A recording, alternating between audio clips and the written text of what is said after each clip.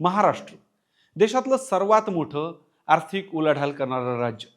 देशाला दिशा देण्याचं काम या महाराष्ट्राने नेहमीच केलं. पण एखादं राज्य समृद्ध आहे, श्रीमंत आहे, हे तेव्हाच म्हणता येईल जेव्हा त्याच्या शेवटच्या व्यक्तीला, तळागाळातल्या सर्वसामान्य माणसाला त्याच्या प्रगतीचा लाभ होत असेल. पण अलीकडच्या काळात फक्त राजकीय डावपेच या नादात तळागाळातला शेतकरी कुठेतरी फक्त घोषणांपुरता मर्यादित राहिला की आहे. पण अलीकडच्या काळात तळागाळातला शेतकरी कुठेतरी फक्त घोषणांपुरता मर्यादित राहिला की काय असं म्हणण्याची वेळ आता महाराष्ट्रावर आली. महाराष्ट्रात कधी नव्हे अशी अतिवृष्टी यावर्षी झाली. ज्या भागात कोरडा दुष्काळ पडायचा अशा भागात सुद्धा नद्यांना पूर आले. लोकांची घरं, शेती, पशुधन त्यांच्या डोळ्यात देखत वाहून जाताना उभ्या महाराष्ट्राने पाहिलं.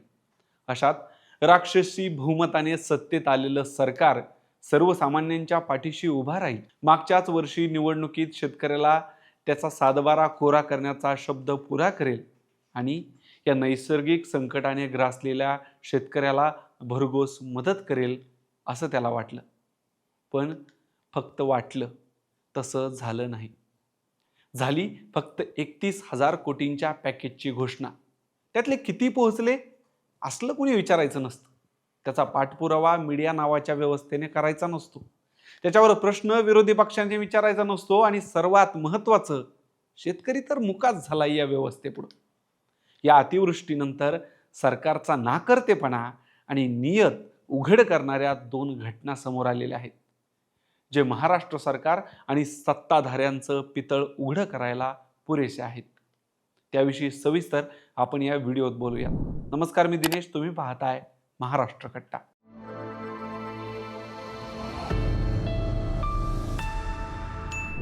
$31,000 कोटी, 3.5 लाख प्रति हेक्टरी.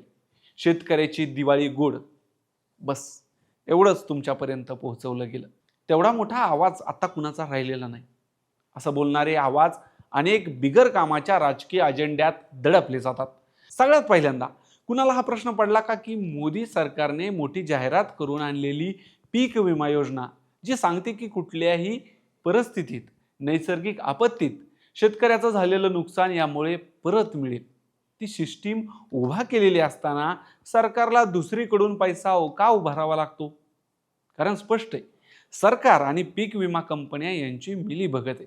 काही झालं तरी त्या कंपन्या नफ्यात राहिल्या पाहिजेत, हेच सरकारचं धोरण असतं. हे तर शेतकऱ्याने कधीच पचवून घेतलं होतं. पण किमान नैसर्गिक आपत्तीच्या काळात तरी मायबाप सरकार आपल्या पाठीशी उभा राहील असं त्याला वाटत होतं. सगळ्यात आधी तर आपली साख राखून ठेवण्यासाठी महाराष्ट्र सरकारने कर्जमुक्ती न करता आकडा फुगवून 31,000 कोटीच्या पॅकेजची घोषणा केली. त्यातली किती रक्कम पोहोचली अजूनही कोणाला माहीत नाही. पण सरकार किती गंभीर आहे याचा पहिला पुरावा दिला केंद्रातील मोदी सरकारच्याच एका मंत्र्याने. जेव्हा स्वतः केंद्रीय कृषी मंत्री, जे एका राज्याचे कितीतरी वेळा मुख्यमंत्री राहिलेले आहेत,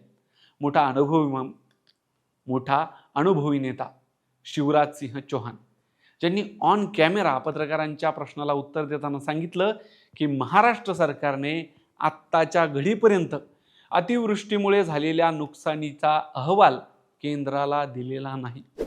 बरं, केंद्रात कुण्या दुसऱ्या पक्षाचं सरकार असतं तर समजलं असतं, पण तसंही नाही.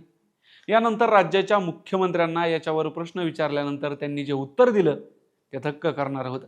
ते म्हणाले, अशा पत्रकार परिषदेतील प्रश्नोत्तरं 30-35 दिवस आधीच ठरलेले असतात. आम्ही अहवाल पाठवलेला आहे. आता याच्यावर काय बोलणार? हा होता सरकारच्या शेतकऱ्यांच्या अडचणी सोडवण्यासाठी असलेला नाकर्तेपणाचा पहिला पुरावा, ज्याच्यावर मीडियात त्या दिवशी सोडून परत कधीच काहीच बोललं गेलं नाही, असं दिसलं नाही. आता RTI मध्ये आणखी एक महत्त्वाची माहिती समोर आली, ज्यामध्ये हे समोर आलं की शेतकऱ्याला मदत करण्यासाठी ऑक्टोबर 2025 मध्ये मुख्यमंत्री सहायता निधीत जवळपास 106 कोटी रुपये जमा झाले होते. आणि महाराष्ट्र सरकारने ऑक्टोबर 2025 मध्ये या 106 कोटीपैकी खर्च केलेला निधी होता फक्त 75,000 रुपये. या दगडाच्या काळजाच्या सरकारला शेतकऱ्याची किती काळजी आहे याचा हा आणखी एक पुरावा. किती लोकांनी आपल्या घरातला पैसा मुख्यमंत्री सहायता निधीत त्यावेळी आसमानी संकटात सापडलेल्या शेतकऱ्यापर्यंत पोहोचावा यासाठी स्वतःच्या पोटाला चिमटा काढून मोठ्या विश्वासाने जमा केला. पण कायम शेतकऱ्याला पाण्यात पाहणाऱ्या आणि फक्त घोषणांचा पाऊस पाडणाऱ्या या निर्दयी सरकारला त्याच्या वेदना म्हणजे फक्त राजकारण एवढंच दिसलं असावं. वारंवार त्यावेळी लगेच शेतकऱ्याच्या खात्यात पैसे जाणं गरजेचं आहे, त्यामुळे कर्जमुक्ती नाही तर थेट मदत करायची आहे असं सांगणाऱ्या सरकारने त्यावेळी असं का केलं याचं उत्तर सरकारलाच माहिती. कदाचित असं असू शकतं की पुढच्या महिन्यात यातली काही मदत गेली असावी, पण ही शक्यताच आहे. अजून तरी अशी काही माहिती समोर आलेली नाही. आपण कितीही मनात धरलं की या सरकारने काहीतरी चांगलं केलं असेल अशी प्रतिमा मनात धरण्याचा प्रयत्न केला तरी वेळोवेळी त्या काल्पनिक प्रतिमेला छेदच गेल्याचं आपल्याला दिसून येईल. बाकी या सगळ्या विषयावर तुमचं काय मत आहे कमेंटमध्ये नक्की सांगा. आणि अशाच शेतकऱ्याच्या संबंधित व्हिडिओंसाठी महाराष्ट्र कट्टा या आपल्या यूट्यूब चॅनलला सबस्क्राईब करायला विसरू नका. धन्यवाद.